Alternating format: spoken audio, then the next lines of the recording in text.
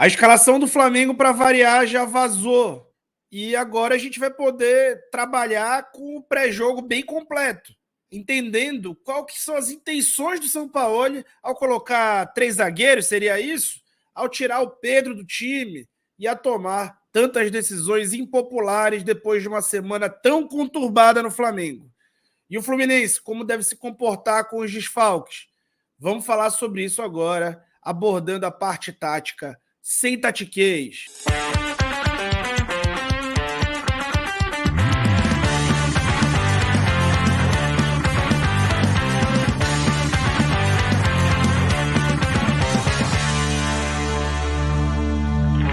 Caso você curta comentários táticos e dê valor aí no meu trabalho, eu te chamo para participar do Clube de Membros. No Clube de Membros do canal do Falso 9, que custa só R$ 5 por mês, tem outros valores, mas só se você quiser, porque os benefícios são iguais, só se você quiser contribuir mais com o meu trabalho.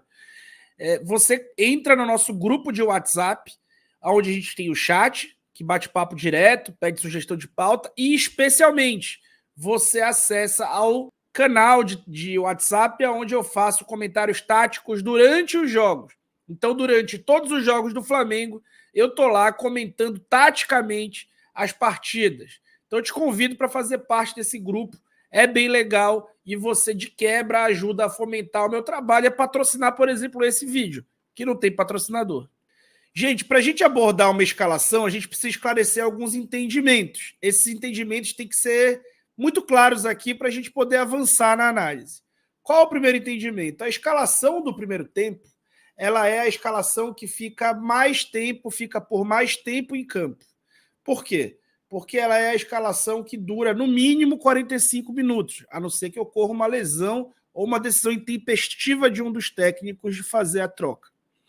Por durar muito tempo, ela é que define o principal padrão do jogo.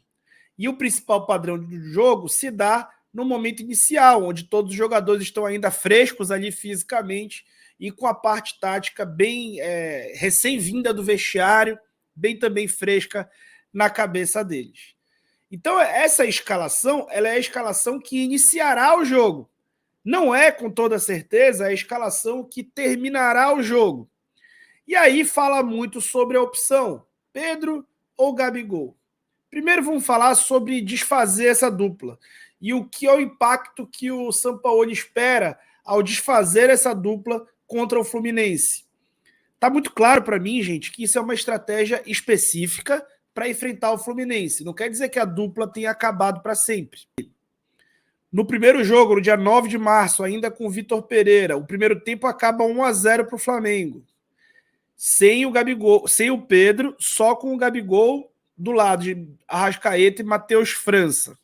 No dia 1º de abril, e não foi mentira, o Flamengo empatou em 0-0 o primeiro tempo, até tendo bastante jogo, bastante chance, mas empatou por 0-0 no primeiro tempo e faz 2 gols no segundo tempo, é inferior por uma parte do jogo. E naquele jogo começou o Pedro. Percebam que a dupla não entrou em campo ainda contra o Fluminense e está invicta aí nos 2 primeiros tempos. Isso foi mudando de padrão ao longo do jogo. Por exemplo, nesse primeiro jogo, dia 9 de março, era para o Flamengo ter feito 2-0. Foi anulado injustamente um gol do Matheus França, que acabou atrapalhando essa análise e condicionando todo o resto do jogo. No dia 9 de abril, fatídico 4-1 para o Fluminense, onde o time jogou com a dupla Pedro e Gabigol de início. Coincidentemente ou não, é a única primeira etapa que o Flamengo perdeu para o Fluminense desde que começaram a se enfrentar. Já se enfrentaram 4 vezes nos últimos 3 meses. Já entra no mês de junho, vão se enfrentar pela 5ª vez na temporada em apenas no intervalo de 3 meses. Nesse jogo, do dia 9 de abril, o Flamengo apresentou os piores indicadores em quase tudo naquele primeiro tempo. Foi o jogo que teve menos posse de bola, foi o jogo que finalizou menos do que o adversário.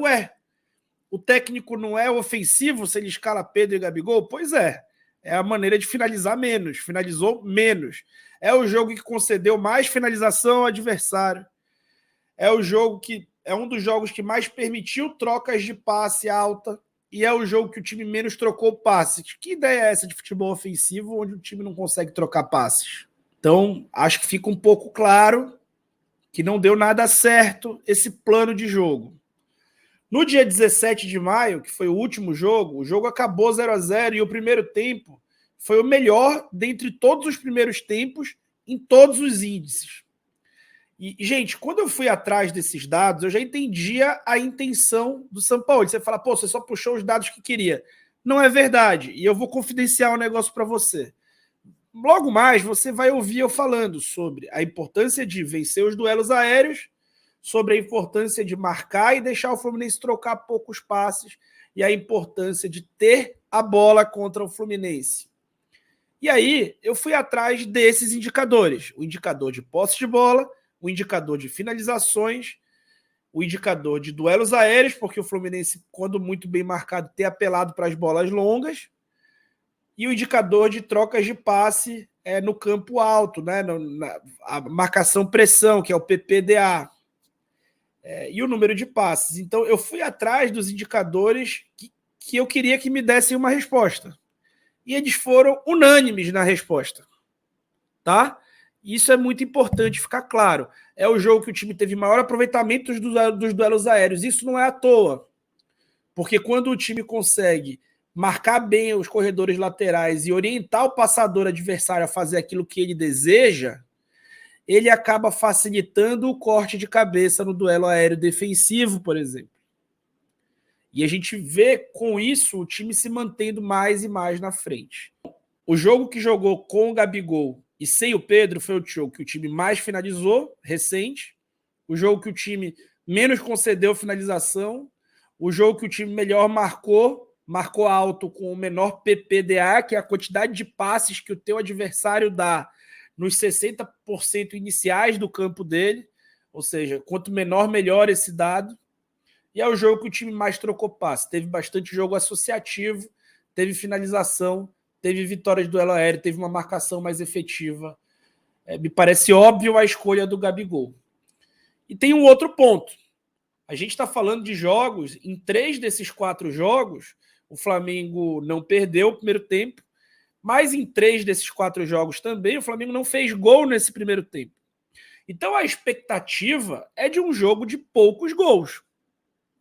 Se o jogo, no seu padrão inicial, para você superar o Fluminense no mental, no físico, na estratégia, ele não te dá uma promessa tão clara de gols na primeira etapa, e você vai entrar com o Pedro e não com o Gabigol, pode acontecer a mesma coisa que aconteceu no segundo tempo do último jogo. O Flamengo precisava de um gol, era superior, mas aí faltava o homem-gol.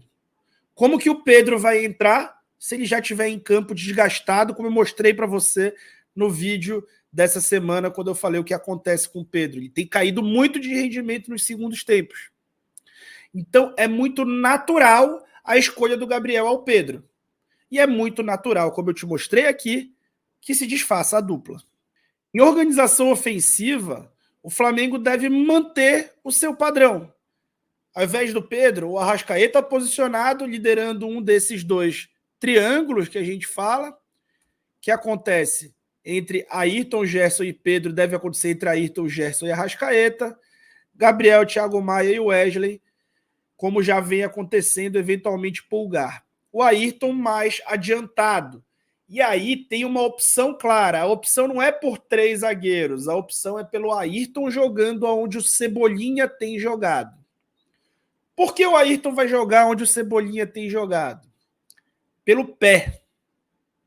Além da recomposição e de fixar o Arias ou quem quer que esteja marcando por ali, nessa linha de 6 defensiva que o Fluminense faz quando está defendendo em bloco baixo, o Ayrton ele vai dar amplitude máxima para o jogo o tempo inteiro, assim como o Wesley. E ao dar essa amplitude máxima para o jogo o tempo inteiro, ele vai aumentar o espaço entre essas linhas para que os jogadores do Flamengo ataquem esses espaços. O Pulgar, que é um cara que tem participado da saída por dentro, deve ter que jogar mais para dentro do bloco, para tentar atacar essa frente da área que fica eventualmente muito livre. O bloco do Fluminense fica exatamente assim. Aqui o time estava com um a menos, mas é exatamente assim que ele defende quando tem os 11 homens e está em bloco baixo. A ideia do Flamengo vai ser ter dois caras, um canhoto pela esquerda bem aberto, um destro pela direita bem aberto, e para tentar espaçar ao máximo possível esses jogadores dessa linha de 6 defensiva, para que o Flamengo consiga atacar esses intervalos com os seus jogadores e, na frente da área, conseguir movimentar esses caras também para abrir espaço de finalização da frente da área. É importante que o Flamengo finalize de fora, assim como é importante essa largura. Essa largura vai aumentar os espaços e ela também vai empurrar a defesa do Fluminense para trás. Como não tem o Pedro e tem o Gabigol, que tem mais dificuldade de empurrar defesas para trás e de segurar zagueiros, é ainda mais importante que os laterais ou alas vão ao fundo. E para ir ao fundo, é melhor você ir com o pé dominante daquele lado. Então, o pé esquerdo pela esquerda, e essa é uma das grandes decisões do Sampaoli para essa escalação. Cebolinha não, Ayrton sim. Então, você pode esperar o Ayrton muito mais avançado do que vem jogando.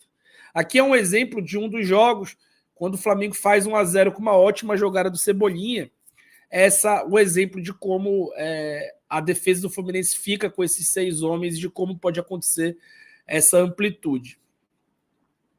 Quando o Fluminense estiver com a bola, o Ayrton vai ser o cara que vai estar ali para marcar alto o Samuel Xavier e marcar alto esse corredor esquerdo do campo. Enquanto ele aumenta a estatura dessa última linha, colocando o Léo Pereira para o corredor lateral na defesa. E aí, com isso, ele diminui a possibilidade do Fluminense conseguir sair jogando em bolas longas, que foi o grande trunfo do Fluminense.